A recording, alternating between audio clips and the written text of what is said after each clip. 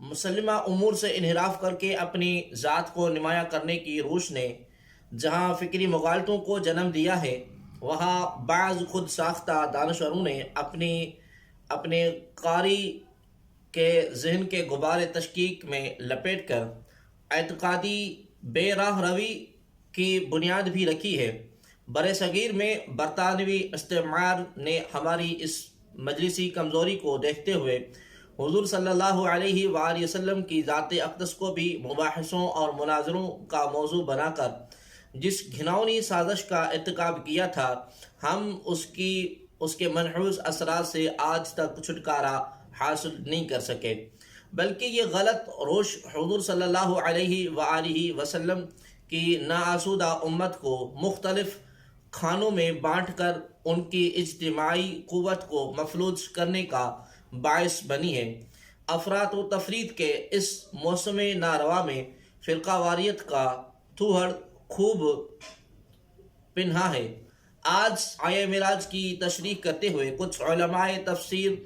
رویت کے بارے میں سخت مغالطے کا شکار ہوئے ہیں۔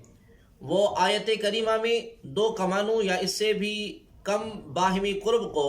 حضور صلی اللہ علیہ وآلہ وسلم اور جبریل علیہ السلام کے درمیان قرب سے تعبیر کرتے ہیں۔ رویت باری تعالیٰ کو خارج از امکان قرار دیتے ہوئے اس گمان میں مبتلا ہے کہ مقام دنا فتدلی اور قاب قوسین او ادنا پر حضور صلی اللہ علیہ وسلم کو جبریل علیہ السلام کا قرب اور اصل صورت میں دیدار نصیب ہوا۔ قابل غور امر یہ ہے کہ بے فرض محال اگر یہ بات تسلیم کر لی جائے تو کیا قرب حضرت جبریل علیہ السلام کی عظمت کا آئینہ دار ہے یا حضور صلی اللہ علیہ وآلہ وسلم کی عظمت کا عکاس، جنہیں خالق موجودات نے بطور مہمان خصوصی معراج کے لیے بلوایا تھا؟ جبریل علیہ السلام ان گنت بار حضور صلی اللہ علیہ وسلم کی خدمت اقدس میں حاضر ہوتے رہتے تھے اور بارگاہ حریم نبوی صلی اللہ علیہ وسلم میں بغیر اجازت داخل نہ ہوتے تھے۔ اگر معراج میں جبریل علیہ السلام کی عظمت کا اظہار مقصود ہوتا تو فی الواقع یہ معراج حضور صلی اللہ علیہ وسلم کے بجائے جبریل علیہ السلام کی ہوتی۔ صحیح بخاری میں آیت کریمہ مذکورہ کی تفسیر ان الفاظ میں کی گئی ہے: دنل جبار رب العزت فتدلی حتی کان منہ قاب قوسین او ادنا، یعنی اللہ رب العزت اتنا قریب ہوا کہ دو کمانوں کے درمیان جتنا یا اس سے بھی کم فاصلہ رہ گیا۔ حدیث مبارکہ سے بخوبی ظاہر ہوتا ہے کہ یہ آیت کریمہ میں وہ ذات جو حضور صلی اللہ علیہ وسلم کے قریب ہوئی، اس سے مراد رب العزت ہے جو جبار ہے۔ علماء میں ایک ایسا گروہ ہے جن کا عقیدہ ہے کہ معراج میں حضور صلی اللہ علیہ وآلہ وسلم کو باری تعالیٰ کا دیدار نہیں ہوا۔ پہلی صورت یہ ہے کہ اللہ تبارک و تعالیٰ کا دیدار سرے سے ممکن ہی نہیں، اور انسانی آنکھ کو اتنی تاب کہاں کہ وہ اللہ کا دیدار کر سکے۔ دوسری صورت یہ کہ امکان تو موجود ہے لیکن شب معراج ایسا کوئی واقعہ نہیں ہوا۔ ان دونوں امکانی صورتوں کو جن کی بنا پر رویت باری تعالیٰ سے انکار کیا جاتا ہے، ہم علماء کی طرف سے پیش کردہ ہر صورت کا قرآن حدیث کی روشنی میں جائزہ لیں گے۔ پہلی صورت میں قرآن حکیم کی اس آیت مقدسہ کو رویت باری تعالیٰ کے عدم امکان کی دلیل کے طور پر پیش کیا جاتا ہے۔ وہ یہ ہے کہ جس طرح کہتے ہیں کہ لا تدرکہ الابصار وہو یدرک الابصار، یعنی نگاہیں اس کا احاطہ نہیں کر سکتی اور وہ سب نگاہوں کا احاطہ کیے ہوئے ہیں۔ مذکورہ اس آیت مقدسہ کا بالعموم یہ مفہوم لیا جاتا ہے کہ کسی آنکھ کو اتنی قدرت حاصل نہیں کہ وہ اللہ تعالیٰ کا دیدار کر سکے۔ اس آیت سے یہ معنی مراد لینا اسے نہ سمجھنے کے مترادف ہے، اس لیے کہ اس میں رویت کا نہیں بلکہ ادراک کا لفظ استعمال ہوا ہے۔ آیت کا معنی یہ ہوا کہ آنکھ اس کا ادراک نہیں کر سکتی، وہ سب آنکھوں کا ادراک کر سکتا ہے، اور ادراک دیکھنے کے معنی میں نہیں بلکہ کسی شے کے احاطے کرنے کی معنی میں آتا ہے۔ دیکھنا اور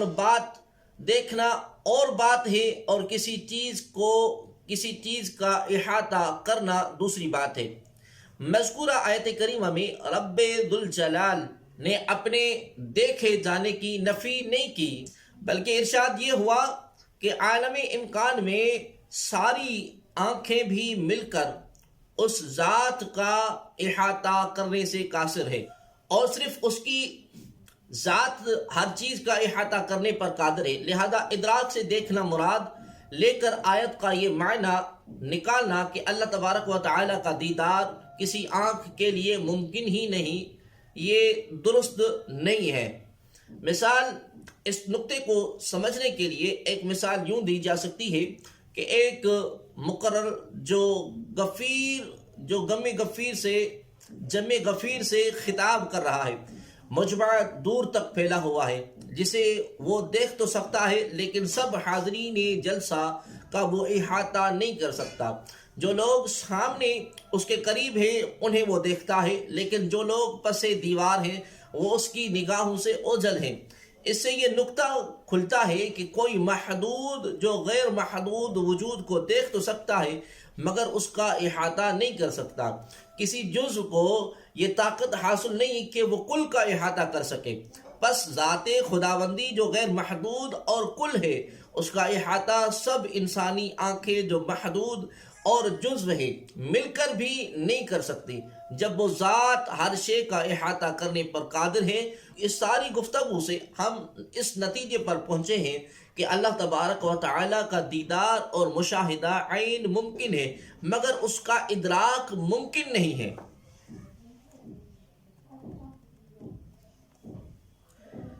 اس سلسلے میں حضور اکرم صلی اللہ علیہ وسلم کے برگزیدہ صحابی حضرت عبداللہ بن عباس رضی اللہ تعالی عنہ، جن کی قرآن فہمی مشہور، خاص و عام تھی، اور جنہیں صاحب قرآن نے ترجمان القرآن کے خطاب سے نوازا تھا،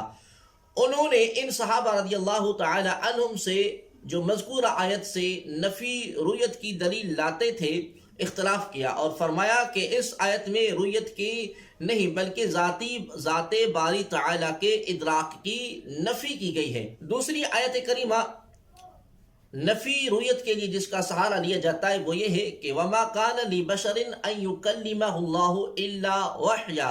أَوْ مِن وَرَاءِ حِجَابٍ أَوْ يُرْسِلَ رَسُولًا، یعنی اور کسی آدمی کی طاقت نہیں کہ اللہ سے براہ راست بات کرے، مگر ہاں اس کی تین صورتیں ہیں، یا تو وحی کے ذریعے، یا پردے کے پیچھے سے، یا اللہ کسی فرشتے کو بھیج دے۔ علماء نے اس آیت کا یہ مفہوم بیان کیا ہے کہ کسی بشر کی مجال نہیں کہ وہ بے حجاب اللہ تبارک و تعالی سے ہم کلام ہو سکے، اس لیے اس کا دیدار بے حجاب ممکن ہی نہیں۔ اس دلیل کی بنا پر وہ تسلیم نہیں کرتے کہ شب معراج حضور عالم صلی اللہ علیہ وآلہ وسلم نے ذات باری تعالی کا بے حجاب دیدار کیا۔ اس آیت کو سمجھنے میں ان سے وہی مغالطہ سرزد ہوا جو سابقہ آیت کو سمجھنے میں ہوا تھا۔ صحیح بات یہ ہے کہ آیت کریمہ میں بے حجاب کلام کی نفی کی گئی ہے، نہ کہ بے حجاب مشاہدے کی، جبکہ اس میں دیدار اور مشاہدے کا نہیں بلکہ بے حجاب کلام کا ذکر ہے، اور یہ تو نہیں کہا گیا کہ اللہ کو طاقت نہیں کہ وہ اپنا دیدار کسی کو بے حجاب کرا سکے، چونکہ اس آیت میں خدا کی نہیں بلکہ بشر کی طاقت کی نفی کی جا رہی ہے، اس لیے اسے شب معراج حضور صلی اللہ علیہ وسلم کے دیدار الہی کی نفی کی دلیل نہیں بنایا جا سکتا۔ ہم نے گزشتہ اسباق میں بیان کیا ہے کہ معجزہ معراج کا انکار اللہ رب العزت کی قدرت کاملہ کا انکار ہے، کیونکہ خدائے رحیم و کریم کائنات کا ہر ذرہ جس کے حکم کا پابند ہے، اپنے محبوب رسول حضرت محمد صلی اللہ علیہ وآلہ وسلم کو جبریل امین کے ذریعے براق بھیج کر بلوایا اور انہیں آسمانوں کی سیر کرائی کہ محبوب تیری چادر رحمت کائنات کی ہر شے پر محیط ہے۔ قادر مطلق کی قدرت کاملہ پر استعجاب کے ساتھ واقعہ معراج کو قرآن نے اول تاخر خدائے لم یزل کی قدرت کاملہ کا قرار دیا ہے، اس لیے اس قصے کو سبحان الذی سے شروع کیا تاکہ ذہن میں کسی قسم کا خلجان باقی نہ رہے۔ کہ اس واقعے کی ذمہ داری اس عظیم برتر ذات پر ہے جو ہر قسم کی کمزوری، نقص اور عیب سے پاک ہے، بلا شرکت غیر اس بات پر قادر ہے کہ وہ معراج جیسا عظیم و بے مثال سفر کرا سکے۔ اگر دعویٰ کسی فرد بشر کی طرف سے ہوتا کہ میں نے اپنی طاقت اور صلاحیت کے بل بوتے پر معراج کیا تو معاملے کی صورت مختلف ہوتی، لیکن یہاں تو بات ہی اور ہے۔ خدا تعالیٰ اپنی ذات کو ہر کمزوری، عیب اور سقم سے پاک قرار دے کر معراج کو اپنی طاقت اور قدرت کاملہ سے منسوب کر رہا ہے۔ لہذا یہ بحث کہ رویت باری تعالیٰ کس طرح ممکن ہے، خود خالق مطلق کی قدرت و اختیار کے دائرے کو زیر بحث لانے کے مترادف ہوگا، لیکن خدا کی قدرت و طاقت کا اندازہ انسان کے حیط ادراک سے باہر ہے۔ اگر واقعہ معراج کی صحت کی کسوٹی انسان کی طاقت و قدرت ہو تو پھر یہ سارا معاملہ انسان کے دسترس اور دائرہ اختیار سے باہر ہے، لیکن جہاں خدا کی قدرت اور اختیار کی بات آ جائے تو پھر اس واقعے کی مختلف جہتوں سے انکار کی کوئی گنجائش نہیں رہتی۔ قرآن اور حدیث کی روایت کی من مانی تعویل سے واقعہ معراج کی عظمت سے روگردانی کا پہلو نکلتا ہے۔ موجودہ معراج کو عقل کی کسوٹی پر پرکھنے سے ممکن و ناممکن کی لا یعنی بحث کا دروازہ کھل جاتا ہے۔ پھر بیت المقدس کے سفر، آسمانوں اور عالم اخروی کے مشاہدات کی عقلی توجیہ ذہن میں ان گنت سوال چھوڑ جاتی ہے۔ موجودہ تو ہے ہی وہ خود کے عادتی واقعہ جو عقل میں نہ آ سکے، اسے دلیل نبوت کے طور پر پیش کیا جاتا ہے۔ بنابری حضرت حضور صلی اللہ علیہ وآلہ وسلم کے ایک معجزے کا انکار ساری معجزات کا انکار اور خود رسالت کا انکار سمجھا جائے گا۔ منکرین رویت باری تعالیٰ اس حدیث کے حوالے سے دیتے ہیں کہ جس میں حضرت عبداللہ بن مسعود رضی اللہ تعالی عنہ اور ام المؤمنین حضرت ام عائشہ صدیقہ رضی اللہ تعالی عنہا سے مروی ہے کہ جب ان سے معراج میں حضور صلی اللہ علیہ وسلم کے دیدار الہی کے بارے میں پوچھا گیا تو انہوں نے کہا کہ جب حضور صلی اللہ علیہ وسلم سے یہ سوال کیا گیا تو انہوں نے ارشاد فرمایا، نور ان اراہ، وہ تو نور تھا، میں بھلا اسے کیسے دیکھ سکتا ہوں۔ اس حدیث مبارک کا ترجمہ بالعموم یہی کیا جاتا ہے اور اس سے وہ نفی رویت کا استدلال کرتے ہیں، اور اگر ہم گہرائی میں جا کر حضور صلی اللہ علیہ وسلم کی ارشاد گرامی پر غور کریں تو اس کا معنی یہ نہیں جو بادی نظر میں سمجھا جاتا ہے، کیونکہ اس سے اگلی حدیث میں حضور صلی اللہ علیہ وسلم نے اس کی وضاحت یوں فرمائی، رأیت نورا، میں نے نور کو دیکھا۔ اس کی روشنی میں ذکر کردہ بالا حدیث کا معنی یہ ہوا کہ میں نے جس طرف سے بھی دیکھا اسے نور پایا۔ یہ معنی نہیں کہ وہ نور تھا، میں اسے کیسے دیکھ سکتا تھا۔ رأیت نورن کے الفاظ اس امر پر دلالت کرتے ہیں کہ حضور صلی اللہ علیہ وآلہ وسلم دیدار الہی کا اثبات کرتے ہوئے اس کی کیفیت بیان کر رہے ہیں کہ ذات باری تعالیٰ کو جس طرف سے بھی دیکھا، نورم علی نور پایا۔ یہاں یہ سوال پیدا ہوتا ہے کہ نور اپنی ماہیت کے اعتبار سے وہ چیز ہے جس کو دیکھا نہیں جا سکتا، بلکہ اس کی مدد سے اشیاء نظر آتی ہیں، لہذا اللہ کے نور کا دیدار چھ معنی دارد۔ اس کا جواب یہ ہے کہ باری تعالیٰ کی ماہیت کو نور قرار دینا اصلاً غلط ہوگا، کیونکہ بشر کی طرف نور بھی اللہ تبارک و تعالیٰ کی مخلوق ہے جسے اپنی ذات کے اعتبار سے کسی جہت اور حیت میں مقید نہیں کیا جا سکتا۔ اس لیے بعض علماء کے نزدیک اللہ کو نور کہنا کفر کے مترادف ہے۔ بے شک وہ اللہ تعالیٰ خالق نور ہے، وہ بشر اور دیگر مخلوقات کا خالق ہے، مگر جب باری تعالیٰ نے اپنا تعارف قرآن میں اس طرح کرایا ہے کہ اللہ نور السماوات والارض، اللہ آسمانوں اور زمین کا نور ہے، تو مفسرین کرام اور ائمہ کرام نے اس کا معنی مراد یہ لیا ہے کہ وہ ذات جو آسمانوں اور زمین کو روشن کرنے والی ہے، لہذا آیت کریمہ میں مجازاً سمجھانے کے لیے اللہ تعالیٰ کو نور سے تعبیر کیا ہے، جس سے مراد اس کی تجلی ذات ہے، نہ کہ اس کی ماہیت۔ حضور صلی اللہ علیہ وسلم نے اللہ تعالیٰ کا دیدار کیا تو اس کے جلوہ ذات کی کیفیت کو نور کی مانند پایا، جس نے ہر چیز کو اپنے گھیرے میں لیا ہوا تھا۔ یہی نور اراہ کا مفہوم ہے، اور اس کی کیفیت کو جس کا حضور صلی اللہ علیہ وسلم نے شب معراج مشاہدہ کیا، دیدار الہی سے تعبیر کیا جاتا ہے۔ رؤیت باری تعالیٰ کے ضمن میں یہ خیال عام ہے کہ اس دنیا میں اللہ تعالیٰ کو دیکھنا ممکن نہیں ہے اور بطور انعام دیدار الہی محض آخرت کا حصہ ہے۔ اس سلسلے میں قرآن حکیم کی 2 آیات کو ذہن نشین کر لینا ضروری ہوگا، جس سے اس دنیا میں دیدار الہی کی امکانی صورت واضح ہو جائے گی۔ قرآن کریم کی پہلی آیت کا محل موسیٰ کلیم اللہ علیہ السلام کا بارگاہ رب العزت میں دیدار کے لیے عرض گزار ہونا ہے۔ وہ سراپا سوال بن کر باری تعالیٰ کے حضور استدعا کرتے نظر آتے ہیں، رب ارنی انظر الیک،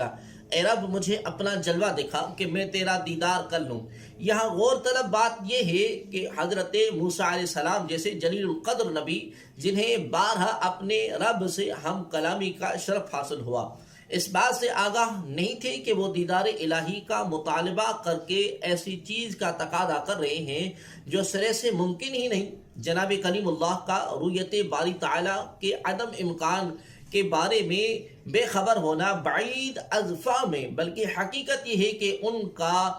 بارہا خدا کے حضور دیدار کا تقاضا کرنا اس بات کی غمازی کرتا ہے کہ علی وجہ البصیرت ان کا اعتقاد تھا کہ اللہ تعالیٰ کا دیدار اس دنیا میں عین ممکن ہے۔ یہی سبب ہے کہ سرے طور رب ارنی کی صدائیں بلند کرتے رہے۔ حضرت موسیٰ علیہ السلام کی اس التجا کے جواب میں باری تعالیٰ نے جو ارشاد فرمایا وہ بھی غور و فکر کی دعوت دیتا ہے۔ خدا کی طرف سے اپنے کلیم کو خطاب فرمایا گیا، لن ترانی، یعنی تم مجھے براہ راست ہرگز نہ دیکھ سکو گے۔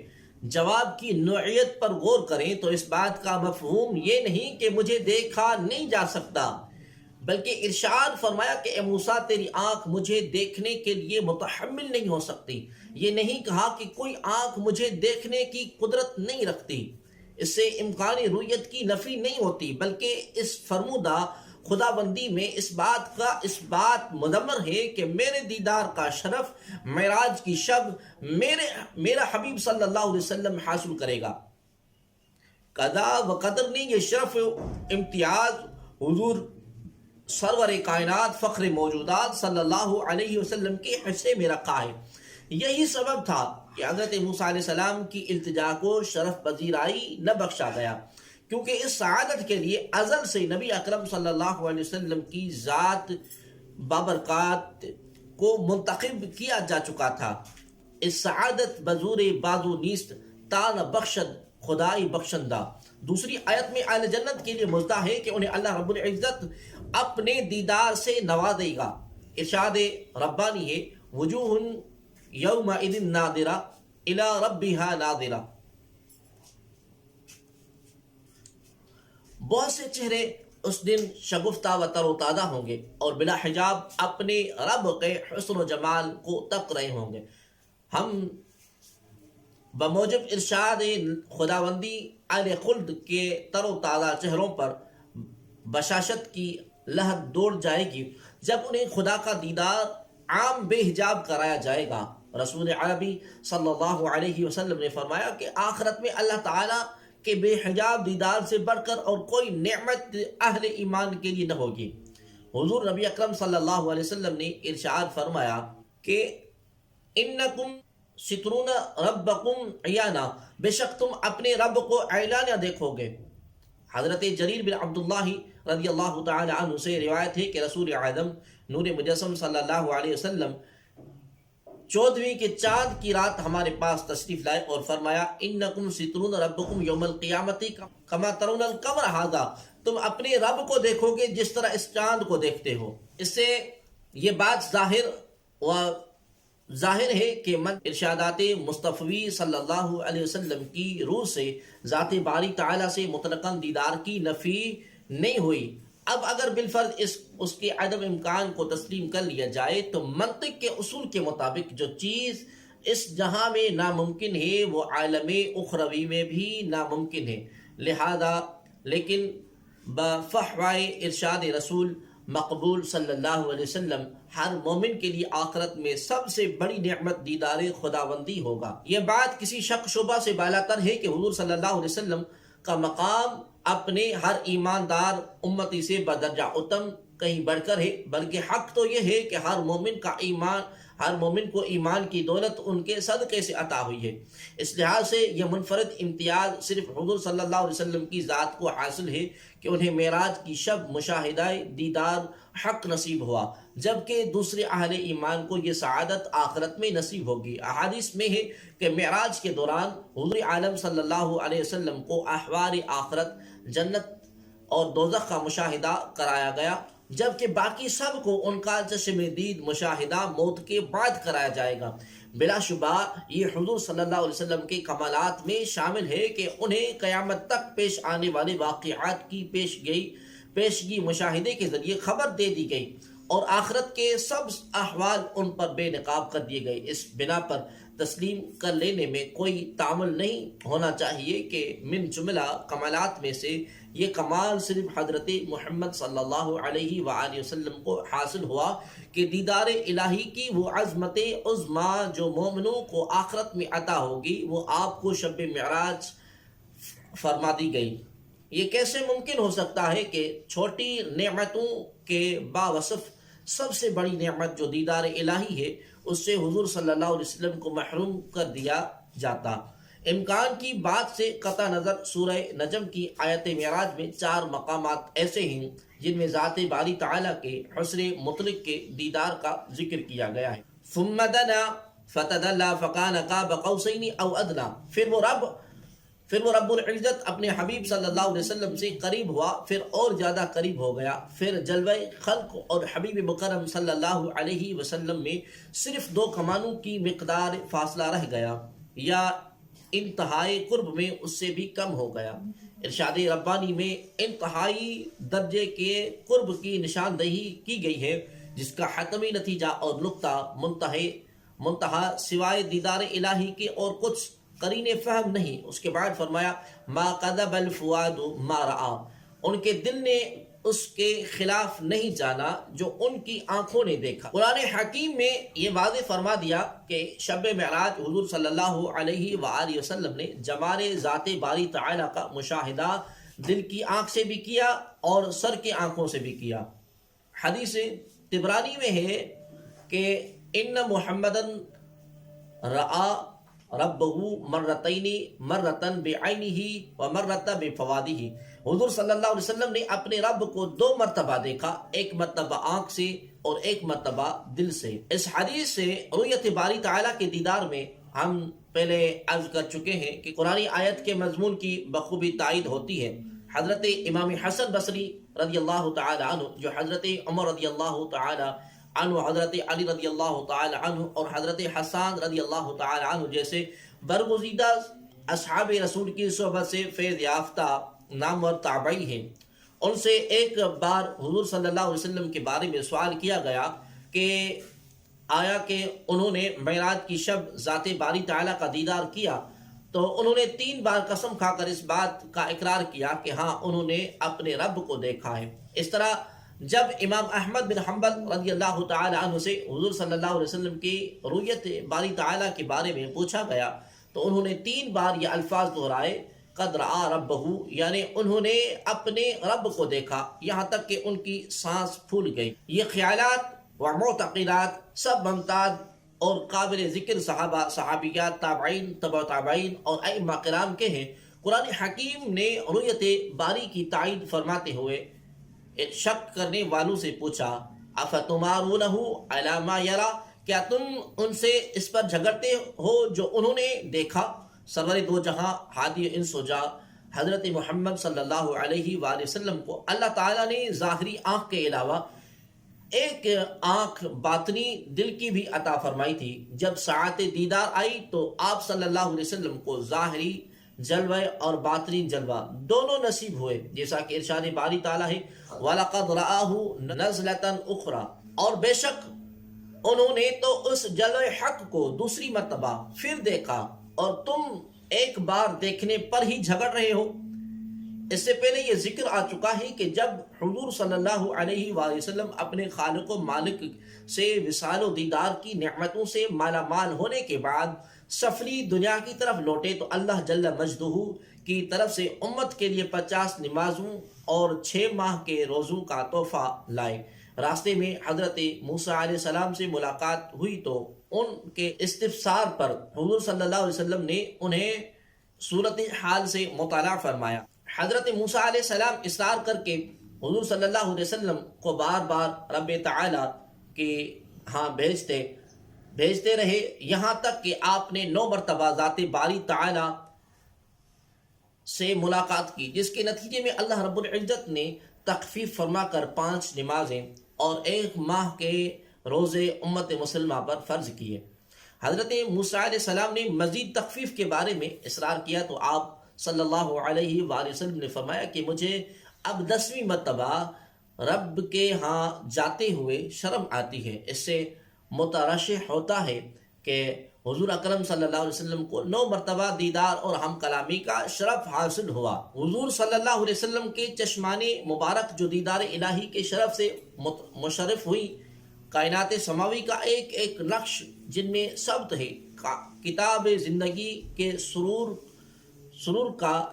وہ جلی عنوان ہے جو ان گنت کائناتی سچائیوں کے انکشاف کا نقیب ہے۔ انہیں چشمان مبارک کے تصدق میں کائنات رنگ و بو میں روعنائیوں کی جھرمٹ اترتے ہیں۔ انہیں چشمان مقدس میں موسیٰ علیہ السلام کی آرزو انوار و تجلیات الہی کی صورت میں جاگزی ہیں، اور یہی چشمان مقدس سدرۃ المنتہا کے جمال کے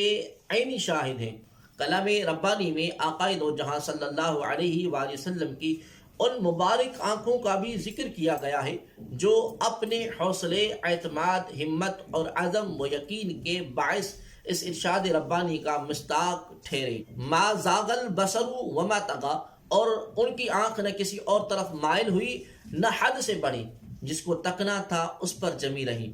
آپ صلی اللہ علیہ وسلم کی بصارت اس درجہ قدرت و وسعت کی حامل تھی کہ شب معراج مشاہدہ حق کے وقت اس میں نہ صرف عزم حلال واقع نہ ہوا بلکہ وہ کمال ہوش کے ساتھ مشاہدہ جمال میں محو رہی۔ حضرت سہل بن عبداللہ رحمت اللہ تعالی علیہ اس مشاہدے کا ذکر ان الفاظ میں کرتے ہیں کہ اس طرح مستغرق ہوئے کہ سوائے ذات باری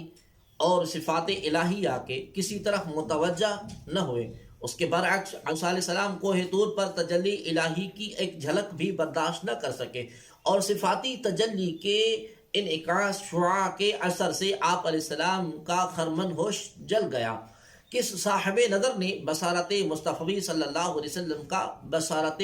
موسیٰ علیہ السلام سے کیا خوبصورت موازنہ کیا ہے کہ موسیٰ ز ہوش رفت بیک پر تو صفات، تو عین ذاتی میں نگری در تبسمی۔ قرآن آگے چل کر رؤیت الہی کے باب میں حضور صلی اللہ علیہ وسلم کے کمال بصارت کا ذکر ان الفاظ میں کرتا ہے، لقد رآ من آیاتی ربہ الکبریٰ، بے شک انہوں نے معراج کی شب اپنے رب کی بڑی نشانیاں دیکھی۔ حضور ختم مرتبت صلی اللہ علیہ وسلم کی چشمان مقدس کی عظمت کا اندازہ اس بات سے لگایا جا سکتا ہے کہ ان چشمان مقدس نے اللہ رب العزت کا بے حجاب نظارہ کیا۔ اب اس کے بعد وہ کون سی چیز ہوگی جو حضور صلی اللہ علیہ وسلم کے چشم بینا سے پوشیدہ رہی ہوگی؟ یہی چشم بینا کائنات کی ہر چیز کا احاطہ کیے ہوئے ہیں، ماضی حال کے علاوہ مستقبل میں رونما ہونے والے واقعات اور تغیرات حضور صلی اللہ علیہ وسلم کی چشمان مبارک پر روز روشن کی طرح واضح اور نمایاں تھے۔ حضور صلی اللہ علیہ وسلم کے کمال بصارت کے ذکر کے بعد قرآن آپ صلی اللہ علیہ وسلم کے قلب انور کا ذکر بھی کرتا ہے۔ ارشاد ہوتا ہے کہ ما کذب الفؤاد ما رآ، ان کے دل نے اس کے خلاف نہیں جانا جو ان کی آنکھوں نے دیکھا۔ معراج سے واپسی کا سفر براق پر طے ہوا اور حضور صلی اللہ علیہ وسلم بیت المقدس کی راہ سے حرم کعبہ میں تشریف لائے۔ رات کی وہی تاریکی تھی جب آپ بستر پر محو استراحت ہوئے۔ وہ ایک لمحہ جو کائنات ارضی و سماوی کے زمانی و مکانی وسعتوں کو محیط تھا، اپنے دامن میں معراج کی عظمتوں اور رفعتوں کو سمیٹے ہوئے تھا۔ حضور صلی اللہ علیہ وسلم کے خواب اور بیداری کے بارے میں حدیث پاک کے الفاظ ملاحظہ ہیں، وَاسْتَقَيْدُوا وَهُوَ فِي مَسْجِدٍ حَرَام، آپ بیدار ہوئے کہ